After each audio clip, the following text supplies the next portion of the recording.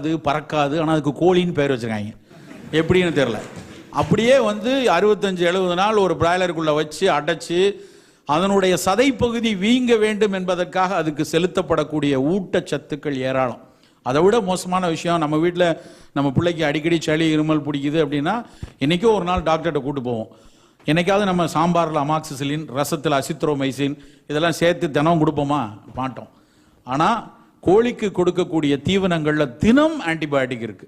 தினசரி அதில் வந்து எதிர்நுண்ணீர் சேர்த்து தான் அதை வளர்க்குறாங்க. இன்னும் சொல்லப்போனால் அந்த சென்டர் ஃபார் சயின்ஸ் அண்ட் அவங்க தான் உதாரணத்துக்கு சொல்ல வருது. அவங்க வந்து அவங்களும் ஒரு ஆய்வு எழுதியிருக்காங்க. அதாவது ஒரு வாரத்துக்கு ஒரு நாள் இறைச்சி சாப்பிட்றவங்க இருக்காங்கன்னு வச்சுப்போமே, அவன் என்ன சொல்கிறான் அப்படின்னா 52 தடவை ஒரு வருடத்துக்கு இறைச்சி சாப்பிட்டா 52 தடவை ஆன்டிபயோட்டிக் நம்ம கோர்ஸ் ஒரு ஹாஸ்பிட்டலில் போய் எடுத்ததுக்கு சமானம்ங்கிறான். அவ்வளவு ரெசிடியூஸ் அதுக்குள்ளே வருது. அப்போ நம்ம தேர்ந்தெடுக்கிற இறைச்சி நல்ல ஒரு